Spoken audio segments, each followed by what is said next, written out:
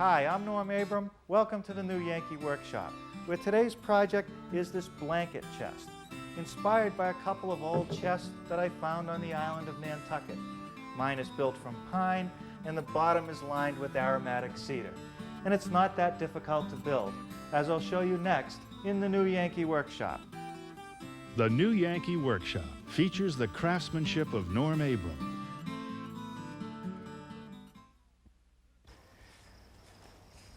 Welcome to Nantucket, a beautiful island about 30 miles out to sea off the coast of Massachusetts.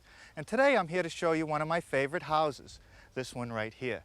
They say it was built in 1790 in downtown Nantucket, which is about 2 miles in that direction.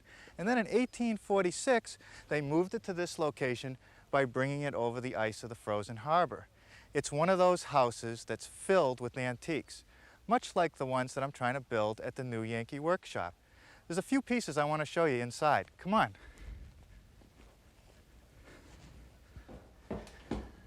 One thing this house has no shortage of is chests. Here's a nice one right here. Wide pine boards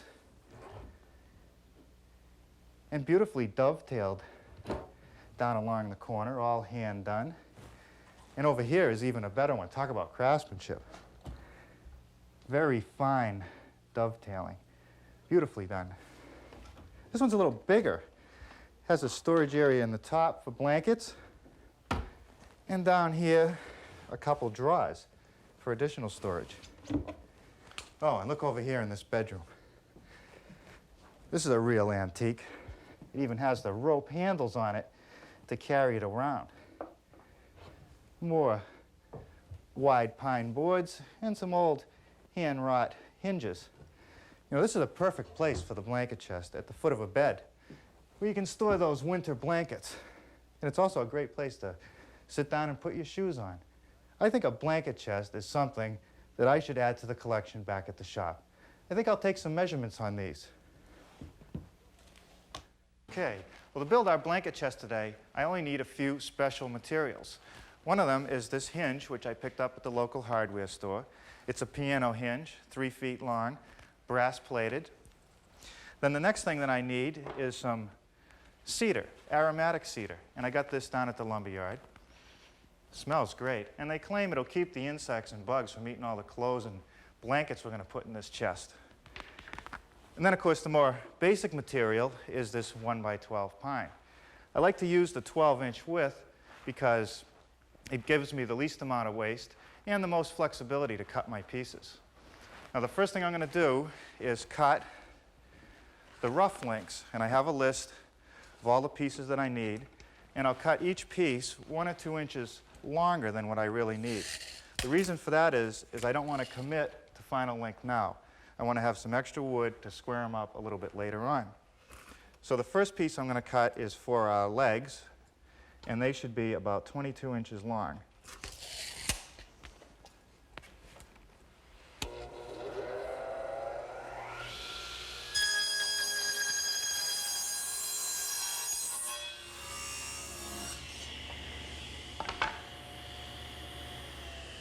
Now, for this ripping part of the operation, I like to use my table saw. And more importantly, I make sure that I have a very sharp, fine-tooth carbide tip blade so that I end up with the smoothest possible cuts that I can get.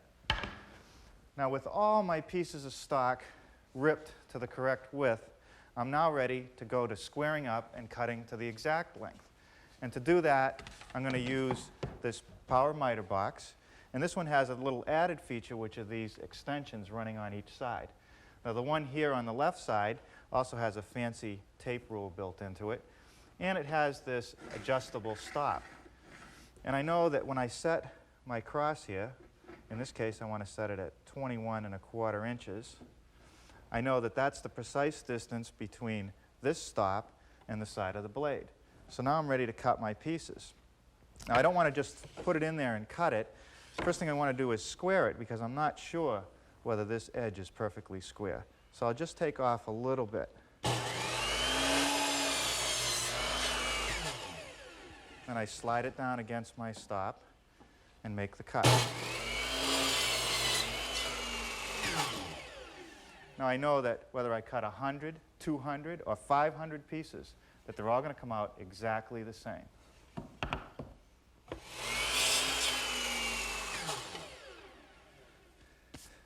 Okay, that takes care of all the pieces that I have to cut to exact length.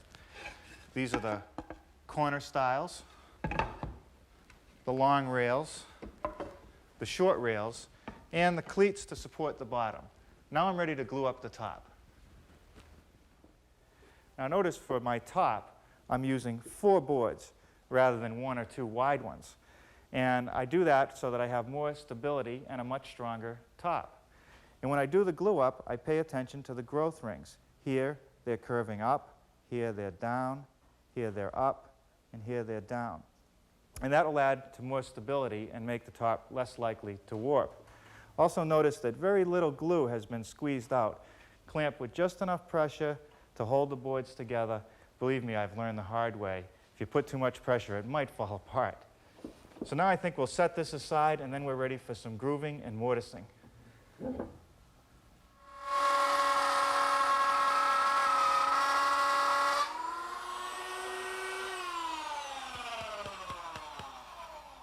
Okay, now there's the groove, and our 2 corner stiles, which in fact make the legs for the blanket chest, fit together like this. Now the groove is just cut with a router, mounted underneath a router table, and a nice long fence with a 3/8" grooving bit. Now to cut the tongue, which is in the other piece, which will actually join the corner together, I'm going to use the table saw. And I've set the blade so that I end up with a 3/8" tongue, and it's set at about 3/16" depth.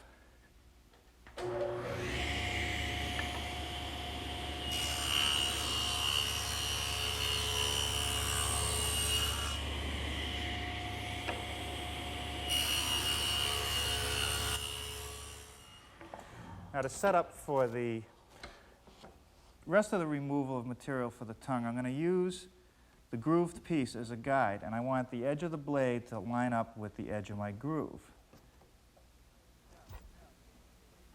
Now for the depth, I want to raise the blade up so that it's about 3/8 inch high.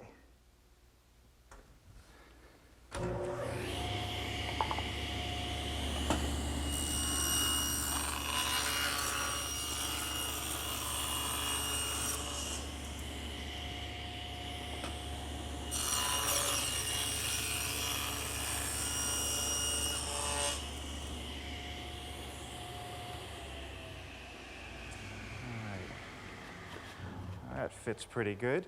Now let's set the legs up as they will be when the chest is all put together.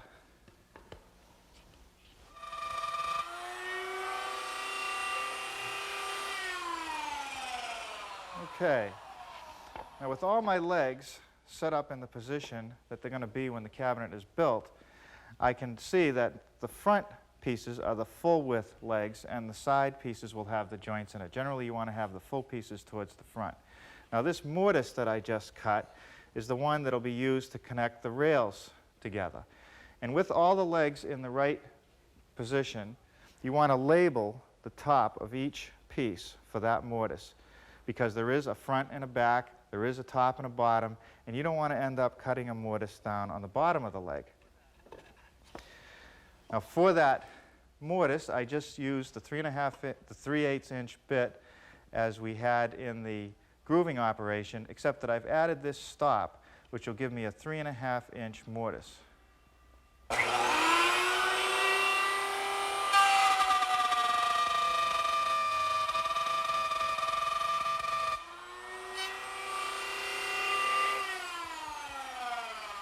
Okay, now I'm ready to do the other 3 legs. Okay, now the mortise I've just cut down here is used to connect the bottom rails together. And to cut that, I use the same router setup with a stop block in a new position and a reference line to plunge down into the router bit. Let me show you.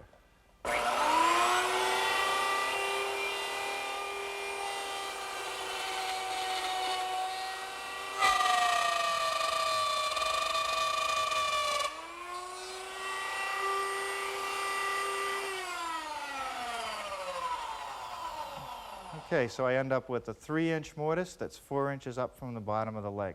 Now I'm ready to do the other 3 legs. Now to join my rails to my legs, I need to make tenons in all the rails. And to do that, the first thing I do is clamp a block of wood to my rip fence. And that'll act as a gauge for the shoulder cut, which is the one that runs right along here. It also allows me to use my T-square in combination with the rip fence and not get any binding or kickback.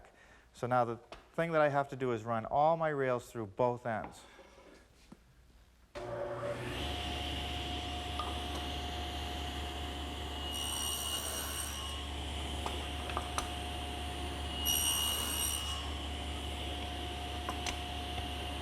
Okay, now the next thing I have to do is make my shoulder cuts on the edges. And I'll do that to both the top edge and the bottom edge of all the bottom rails, but just the bottom edge of the top rails.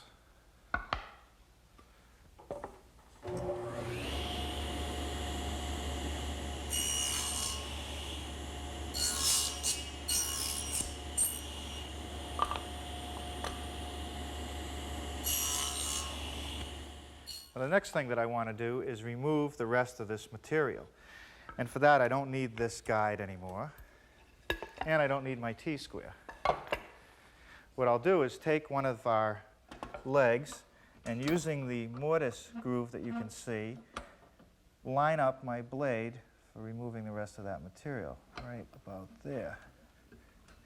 And for the depth, I'll just use this sample tenon and lower it down, and in fact, it's about 3/8 of an inch high.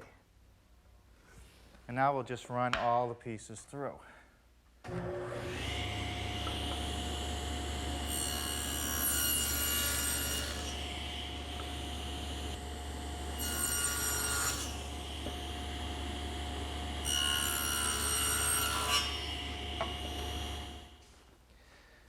Now I've removed my regular table saw blade and installed this adjustable dado head. And I've set it up so that it'll remove about 1/4 of an inch in width. And it's also set up to be right in the center of a piece of 3/4 inch stock. The cut will be 3/8 of an inch deep, and I need to make that cut on every one of these rails so that later it'll accept my panels.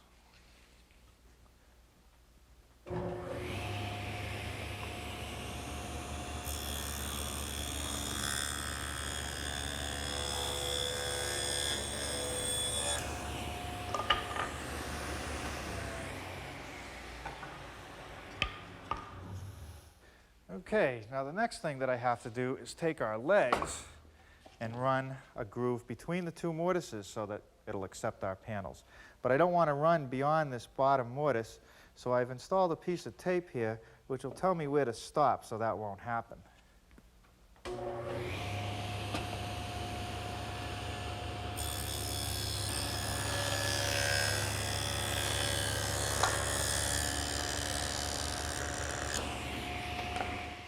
Now, there's one more thing I want to do before I take the dado head off. But first, I'm going to take a piece of tape and put it right on the table here.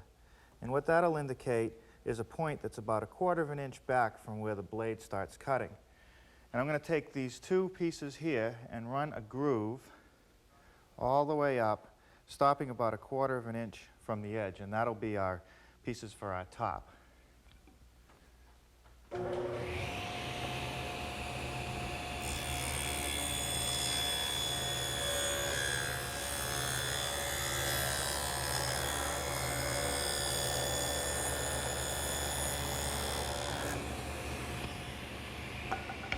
Okay, the next thing I want to do to these leg parts is cut this arc in the bottom of each piece, one on the front and one on the side. And I'll use this piece as a pattern to do my layout, and I think I'll cut them over on the bandsaw.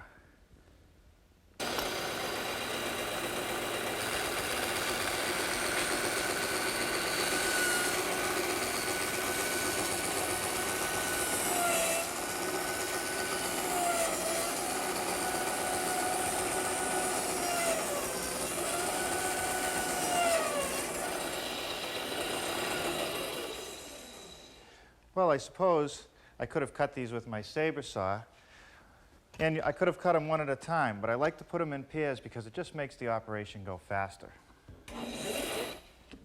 Now you begin to see what the front and sides of our blanket chest are going to look like. Now this happens to be a front, and there's one more piece I have to make, and it's this center stile. I have to put a tongue in each end so that it'll fit in this groove that we've made for the panels. And I'll do that over here on the table saw.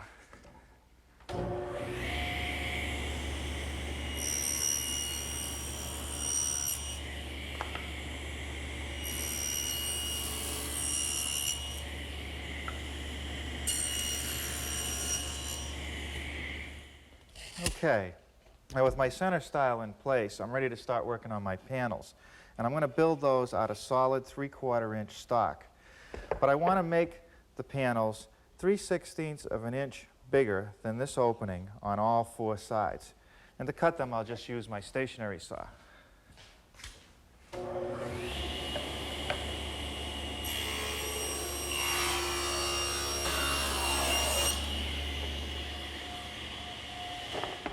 Okay, that takes care of the ripping and cross-cutting of our panels. Now I want to put a rabbet in them. So I have to readjust my fence so that I'm over 1/4 inch to the outside of the blade. And I want to reset the height to about 1/2 inch. And I don't need my T-square anymore. And I'll run the panels through on the flat.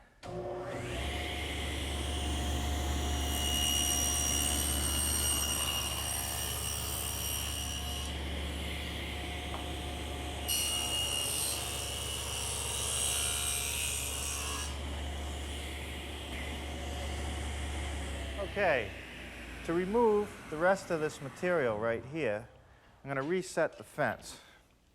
And now I want to have 1/4 inch, about 1/4 inch or a little less between the blade and the fence. And I want to lower it so that it's about 1/4 inch above the table. Lower the blade so it's 1/4 inch above the table.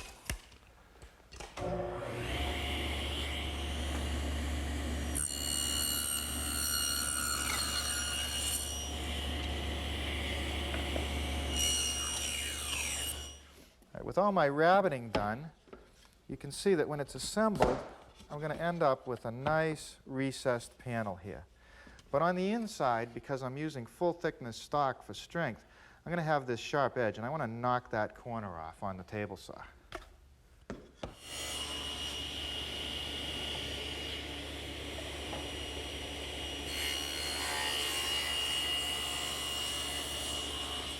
This is going together quite well. Everything's fitting fine. And you know, when we glue this up, we just put glue on these stiles and rails on the tenons. We don't want to get glue on the panels. We don't want to put glue in the grooves for the panels, because if we did that, the expansion and contraction of the panel might cause it to split. So that just kind of floats in the frame itself. So a good liberal coat of glue here, and then we just put it together and clamp it.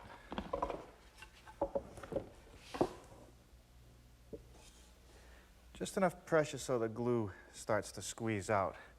Okay, you notice that I've done an additional thing to the back here, and this is really optional. I took this rear stile, the top stile, and I ripped it on the table saw so that it reduced the width here by about 1/8 inch. And that gives me a little recess for this piano hinge to sit in, and that'll allow the top to close nice and flat. Well, with all this gluing done, I guess we're ready to start continuing some work on our top. At this point, I've calculated that my top should be cut to 39 3/4 inches.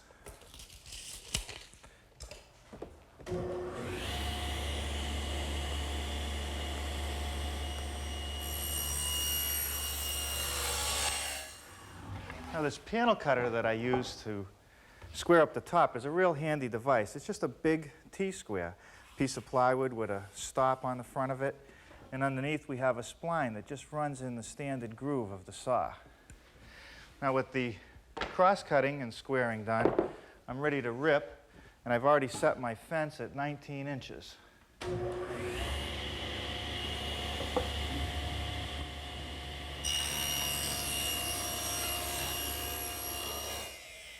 Now, in order to put this breadboard on the edge of our top, I need to make a tongue for this groove. And to do that, I'm just using my handheld router with a rabbeting bit. And this little ball bearing here rides on the wood so that just the right amount of material is taken out. Watch.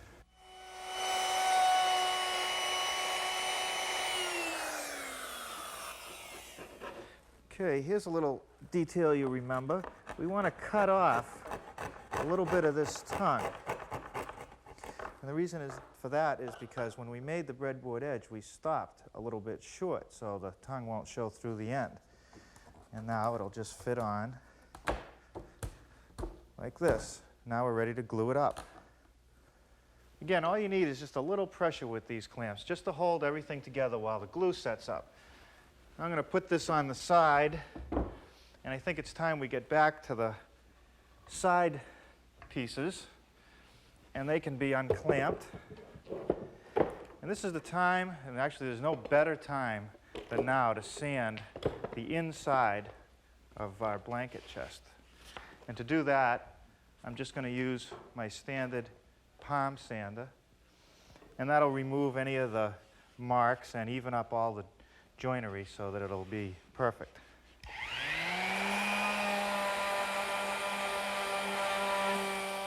Now this little cleat that I'm installing at the lower edge of the inside panel will support the bottom of our blanket chest.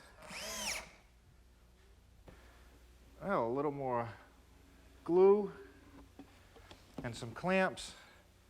And as you can see, this chest is really starting to come together. It's not a bad idea to check it for square at this point. And if the two diagonal measurements are exactly the same as they are in this one, it's perfectly square. Okay, a little bit of glue on our cleats. Piece of 1/2-inch plywood. Nice cut, nice and square for the bottom. 1/2-inch plywood.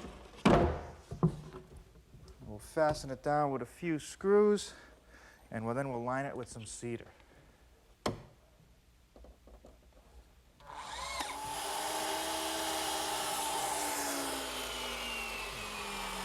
I'm using my miter box to cut all my pieces of cedar. And you notice the manufacturer has grooved and tongued all 4 edges of this material. So it's real easy to install. And really, you only have to cut 1 piece in each row of cedar we're going to put here in the bottom of the chest. Now, to hold it in place, I'm just using a construction or panel adhesive. And I'll run a bead along the edge. And then some shorter beads out.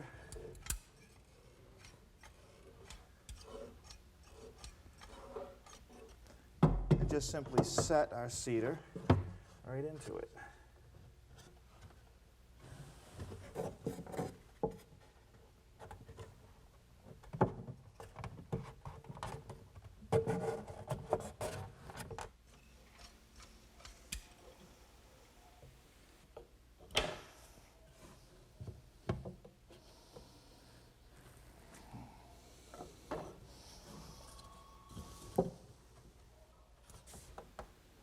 All right, that takes care of the bottom. Now I guess we're ready to finish the top.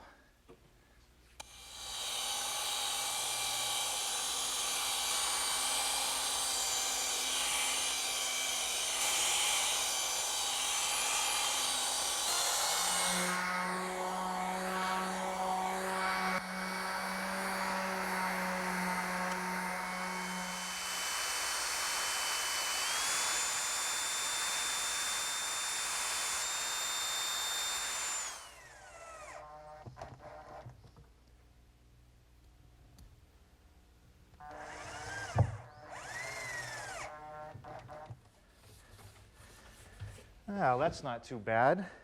It's nice and solid. Got some good weight to it. And this piano hinge works very nicely. And I can smell that cedar from way up here. Now all I got to do is figure out how I want to finish it. Well, first, a coat of sanding sealer on the entire chest, inside and out, except for the aromatic cedar, because I don't want to seal out that great fragrance. Okay, with that sanding sealer dried and lightly sanded, I have the perfect base to start my finishes. The sanding sealer sort of fills any voids or imperfections in the wood, and when it's sanded, I have a nice smooth surface for that first coat of finish. And in this case, it's going to be a satin polyurethane. And now for the second and final coat of polyurethane. And this will give me a nice, durable finish. And you know, the thing that's really nice about it is that unlike the old varnishes, the urethanes don't yellow. So I'm going to be able to appreciate the natural beauty of this pine for many years. Well, I have a feeling that this chest will be treasured for many generations to come. And I hope that with the help of this videotape and the measure drawing that you'll be able to build one just like it. Now here are some of the other new Yankee projects that you can build right in your own home workshop. Here's a workbench, a useful item in any shop. This is a drop leaf table, a classic addition to any home. Here is a blanket chest, a wonderful heirloom piece to build and have. The bedside table is Shaker inspired and a popular piece. Take a look at the bathroom vanity. Its design draws on the dry sinks of the past. This handsome trestle table is patterned after one found on the island of Nantucket. The bookcase, a revival of an old beauty found at Sturbridge Village. The chest of drawers is a traditional piece based on a Shaker design. Look at the candle stand with its beautifully turned center column and gently curving legs. Here is a hutch, an indispensable item in any kitchen or dining room. My writing desk is made of maple with a smooth writing surface and lots of useful storage compartments. The corner cupboard makes good use of those often unused areas in your home. Here's a medicine cabinet made from oak and featuring box joints. And there it is, the new Yankee collection.